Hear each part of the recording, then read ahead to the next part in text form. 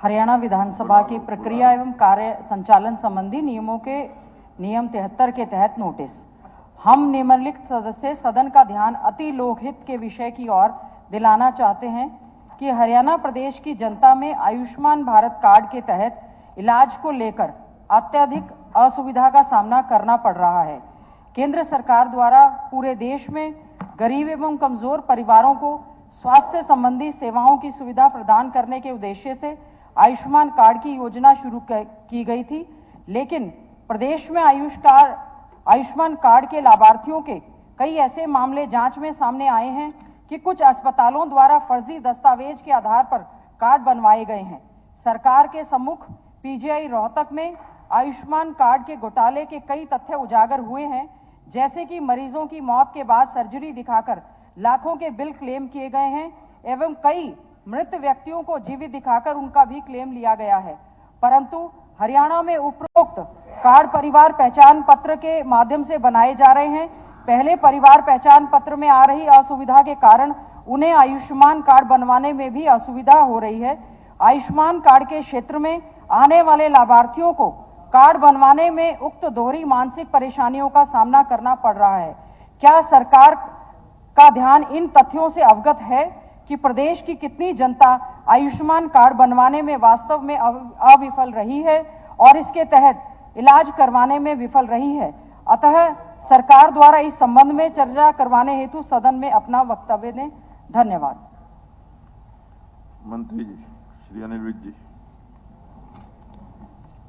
अध्यक्ष महोदय, आयुष्मान भारत प्रधानमंत्री जन आरोग्य योजना भारत सरकार की एक प्रमुख योजना है, जिसे 23 सितंबर 2018 को माध्यमिक और तृतीयक स्तर पर स्वास्थ्य सेवाओं को समग्र रूप से संबोधित करने के लिए शुरू किया गया था।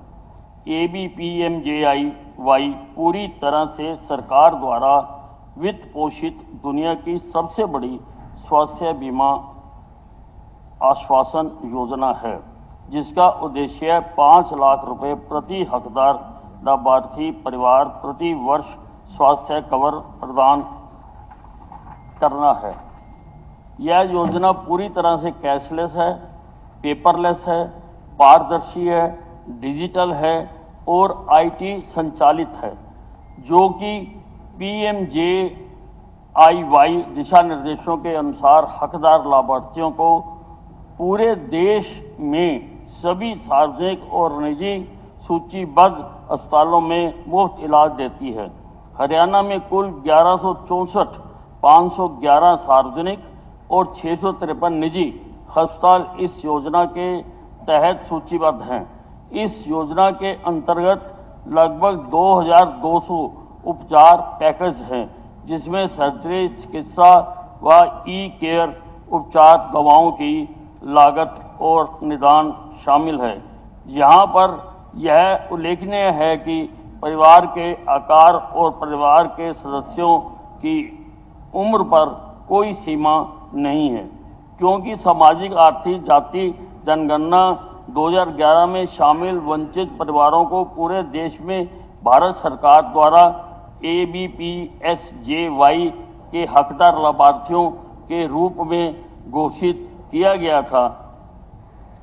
इसलिए हरियाणा में 9,25,028 ऐसे परिवारों के 28,89,287 व्यक्तियों को योजना के तहत लाभार्थियों के रूप में नामांकित किया गया था।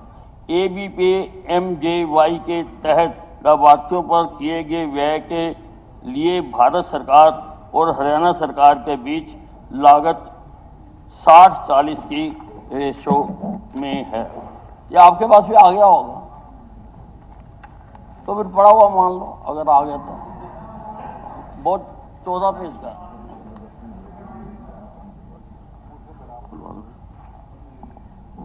अध्यक्ष महोदय, माननीय मंत्री जी ने लिखित तौर पर जो स्टेटमेंट दी है वो यहाँ पर आ गई है। हमारा जो इसके लिए ध्यान आकर्षण प्रस्ताव लगा, पहले भी ये मुद्दा विधानसभा के पटल पर रखा गया था कि आयुष्मान कार्ड में बहुत ज़्यादा पूरे देश भर में और विशेष तौर से हरियाणा प्रदेश में बहुत ज्यादा धांधली और घोटाले घपले हुए हैं। एक तो परिवार पहचान पत्र के साथ ही इसको जो ऐड किया गया उसमें बहुत लोगों को दिक्कत आई। साथ ही साथ में जो हमारे सरकारी हॉस्पिटल्स हैं वो भी रजिस्ट्रेशन नहीं कर रहे हैं और प्राइवेट हॉस्पिटल्स में भी जब आयुष्मान कार्ड धारक जाता है उसको परेशानियों का सामना करना पड़ रहा है। उसके साथ साथ उनसे जो है बहुत से लोग तो ऐसे हैं कि बीमारी नहीं होती लेकिन प्राइवेट हॉस्पिटल उसको एडमिट कर रहे हैं और सेटिंग के बाद उनके साथ इस प्रकार का जो है इस आयुष्मान कार्ड का पूरी तरह से दुरुपयोग किया जा रहा है। अध्यक्ष महोदय, आपके माध्यम से विशेष तौर से मैं जिक्र करना चाहूंगी रोहतक में PGIMS रोहतक में आयुष्मान के नाम पर जो घोटाला हुआ है उसमें ज्यादातर मामले ऐसे निकल कर आए हैं। हमारे पास एक सूची है, ये सूची है जिसमें आयुष्मान कार्ड के तहत जो है PGIMS रोहतक में इलाज के लिए मरीज गए और मरीजों के जाने के बाद ऐसे कई नाम हैं जिनका हमारे पास डेथ सर्टिफिकेट भी है। ये डेथ सर्टिफिकेट की कॉपी है कि मरीज की डेथ हो गई और डेथ होने के बाद उसके नाम से जो है उसका सामान जो है उसके नाम से इशू करवाया गया। डेथ के बाद ऐसे ये जो हमारे पास सूची है इसमें से कई ऐसे मरीज हैं जिनकी डेथ होने के बाद उनके ऑपरेशंस दिखाए गए हैं।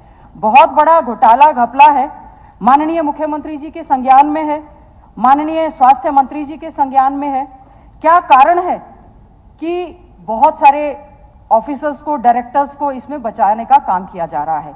ये घोटाला घपला जिसमें FIR तक दर्ज करवाने की बात हुई, CM फ्लाइंग ने वहां पर छापे मारे, छापे मारने के बाद उनको जो रिकॉर्ड मिला है उसमें ये पता चला है कि बहुत बड़ा घपला है और इसमें पूरा मीडिया में PJ में मरीज की मौत के बाद खरीदी गई दवाएं और फिर से लिखा है PGI प्रकरण पर CM बोले किसी को बख्शेंगे नहीं। 1 साल हो गया अध्यक्ष महोदय, ये इतना बड़ा घोटाला और घपला, इसमें सरकार ही अपने लोगों को बचाने में लगी हुई है।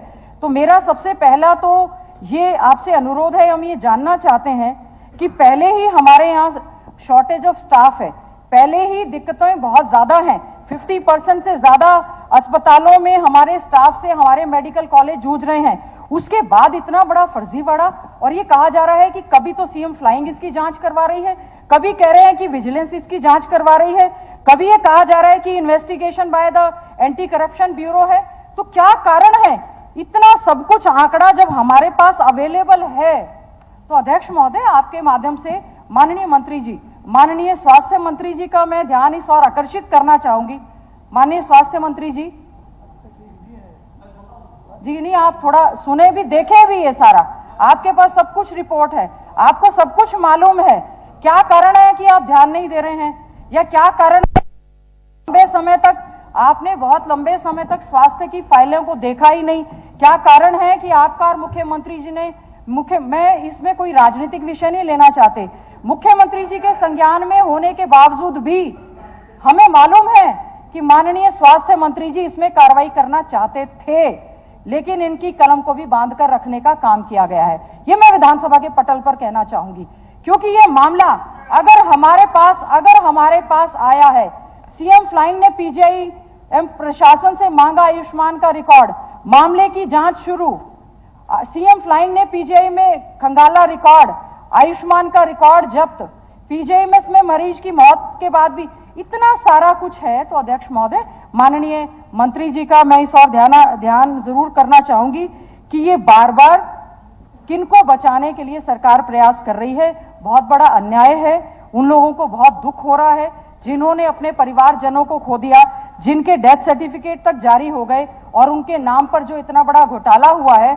मैं समझती हूँ स्वास्थ्य मंत्री जी जरूर इसमें रिप्लाई देंगे और उम्मीद करेंगे न केवल जवाब देंगे बल्कि ऐसे दोषी पाए गए लोग हैं जिनके बारे में हमारे पास भी रिकॉर्ड है, आपके पास जरूर होगा, उनके खिलाफ सरकार कब तक, क्योंकि मुख्यमंत्री जी ने ये कहा था, हमें मालूम है बीजेपी के बहुत सारे नेता उनको बचाने का काम कर रहे हैं, हमारे पास उनके नाम भी हैं, लेकिन आपको सब मालूम है मुख्यमंत्री जी की बगल में वो लोग बैठे हुए थे और मुख्यमंत्री जी ने कहा कि मैं किसी को बख्शूंगा नहीं और तुरंत प्रभाव से उस पर कार्रवाई करने का काम करूंगा। मुख्यमंत्री जी आज यहां पर बैठे नहीं हैं, तो स्वास्थ्य मंत्री जी आपकी ये जिम्मेवारी बनती है, टाइम बाउंड मैनर में बताएं दोषियों के खिलाफ कब तक आप कार्रवाई करने का काम करेंगे ताकि वाकई में ही लाभार्थियों को, आयुष्मान कार्ड धारकों को इसका लाभ मिल सके। अध्यक्ष महोदय, बिज साहब, ये दो लोग और हैं, ये बोल रहे हैं, उसके बाद फिर मेरा ख्याल है बोल लो इकट्ठा रिप्लाई कर पर देंगे। चलो बोल लो। मैं बोलने से पहले एक बात बता दूं कि मेरी कलम को पकड़ने वाला आज तक पैदा ही नहीं हुआ।